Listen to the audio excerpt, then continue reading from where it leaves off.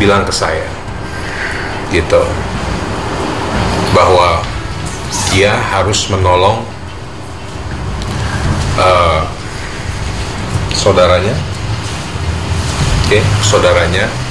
yang bernama Devi itu ya histeris, nangis-nangis. Lalu Astrid sebagai sahabat saya juga gak kalah histerisnya pun dengan bapaknya Devi itu juga sama, memohon sama saya melalui Astrid untuk meminta tolong kepada saya agar saya mengawini anaknya. Kasihan kepada orang tua Devi juga yang sepertinya pada saat itu kebingungan, tidak tahu mau berbuat apa. Dan pada saat itu juga diberitakan, Astrid menceritakan katanya Devi juga mohon maaf nih mau bunuh diri segala macam gitu. Jadi ibaratnya apa sih, taaruf ya. Jadi begitu menikah ya kita pacaran. Saya akhirnya dengan ikhlas, dengan kesadaran, dengan niat ingin menolong Devi dan keluarganya dan juga sahabat saya Astrid dari masalah tersebut. Akhirnya saya setelah sholat berdialog dengan Allah, saya memutuskan untuk menerima Devi sebagai istri saya.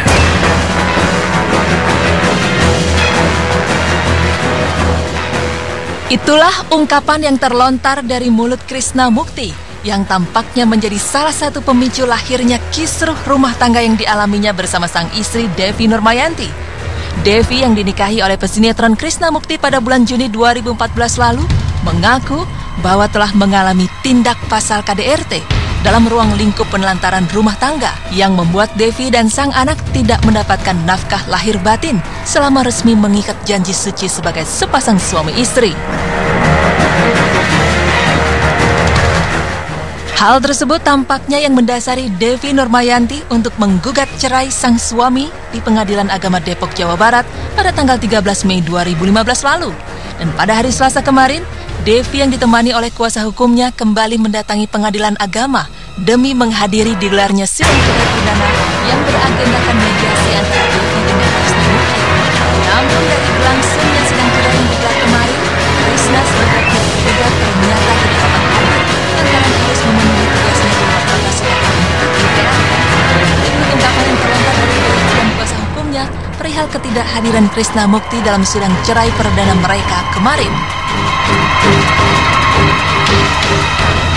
Mbak Devi sebagai penggugat prinsipal telah hadir persidangan dan sudah diperiksa identitasnya. Kemudian tergugat tidak bisa hadir karena ada tugas katanya yang tidak bisa ditinggal. Kemudian diwakili oleh kuasa hukum dan kemudian majelis hakim memerintahkan kepada para pihak untuk melakukan mediasi dan kebetulan kami menunjuk mediator dalam, maksudnya mediatornya itu ada ruang pengadilan.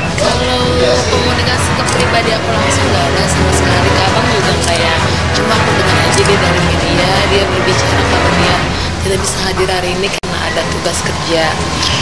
Kecewa mungkin ya bisa dibilang kayak gitu karena menyayangkan saja. Ini kan dia bilang kan berteriak-teriak mau mediasi. Jangan cuma di media aja. Inilah saatnya dia benar-benar mediasi sama saya. Terus dia tidak. Ini kan tentang perkawinan. Kalau namanya hukum perkawinan itu, ketika seorang ingin mengajukan gugatan perceraian, tahapannya adalah pada sidang pertama itu hakim secara imperatif memerintahkan para pihak untuk mediasi. Kenapa? Dalam mediasi itu kan azasnya adalah namanya perkawinan, terjadinya perselisihan di antara para pihak itu. Barangkali kalau ada pihak ketiga yang bisa bertindak sebagai mediator, itu bisa menciptakan jalan keluar yang baik. Apakah mereka ini masih bisa dipertahankan atau tidak?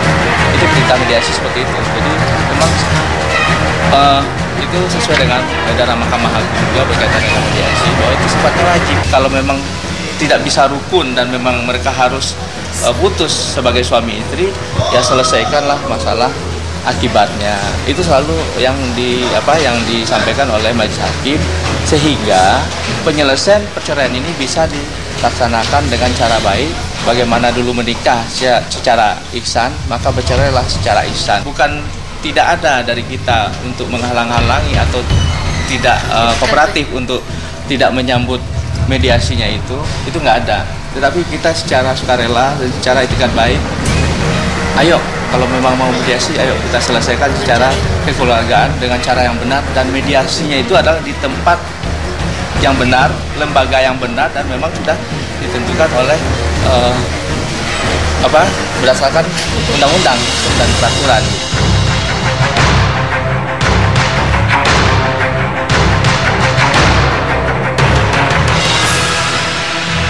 Kata permintaan maaf dan berdamai memang sempat diumumkan oleh pria kelahiran Jakarta 46 tahun silam itu. Perihal kisruh rumah tangganya bersama Devi yang kian melebar hingga saling tuding dan melapor kepada pihak berwajib.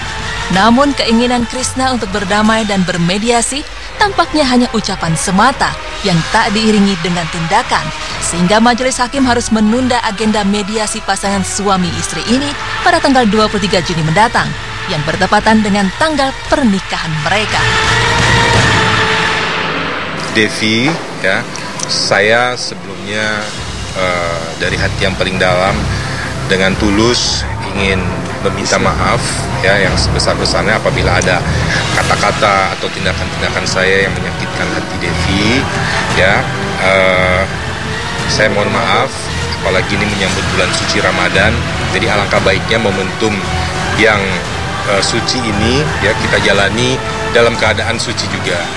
Jadi saya berharap Devi juga mau merenungkan diri dan mau melihat ke dalam diri Devi sendiri, ya, bahwa kita akan kembali ke tujuan kita semula, yaitu bercerai secara baik-baik dan bercerai secara damai tanpa ada intrik-intrik apapun, tanpa ada pengaruh siapapun, termasuk pihak luar.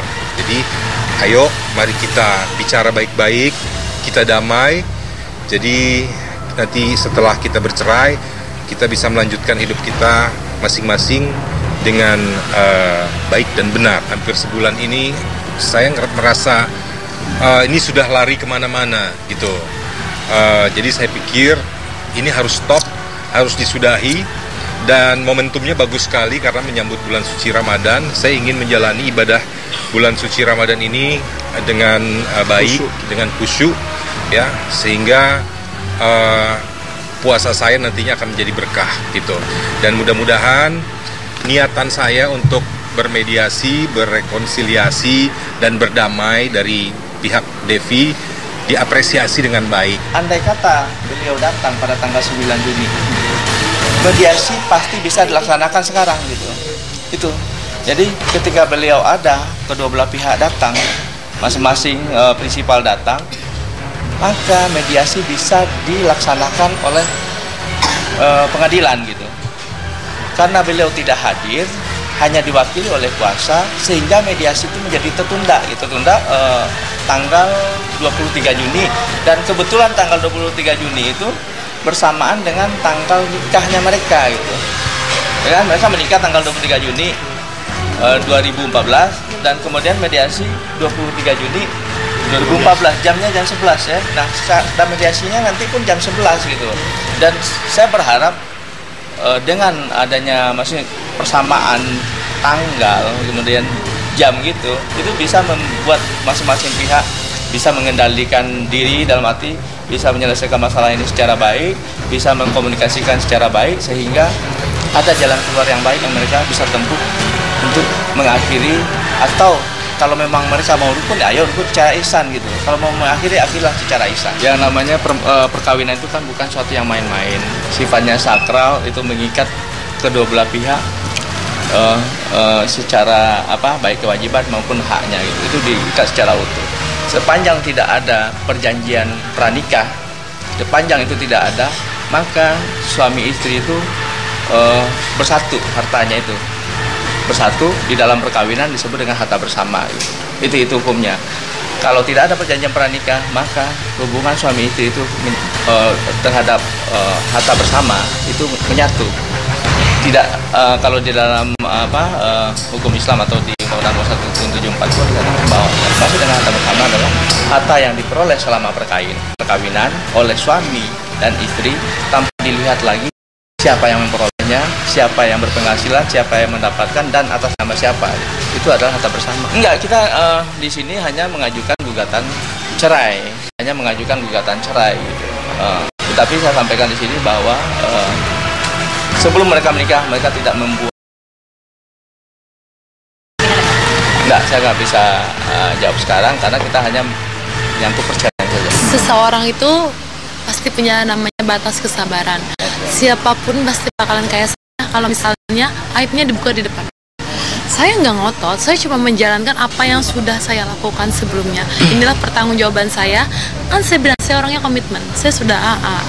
Kalaupun saya salah, pasti saya minta maaf. Tapi kalau saya merasa benar, sampai manapun saya akan lakukan kebenaran itu. Ya, saya tidak pernah melibatkan siapapun dalam masalah saya sama Mas Krisna, ya kan? Yang bikin semua orang berbicara terlibat karena dirinya sendiri yang menceburkan ke masalah. Saya tidak pernah memojokkan Mas Krisna, saya tidak pernah menjelekkan atau membuka aib Mas Krisna, tapi aib saya dibuka di depan Indonesia. Mudah-mudahan masalah saya ini dijadikan pembelajaran hidup untuk semua orang, terutama untuk keluarga saya, untuk orang tua saya, untuk saya, dan untuk Mas Krisna yang pasti jadilah seorang lelaki yang lebih bertanggung jawab.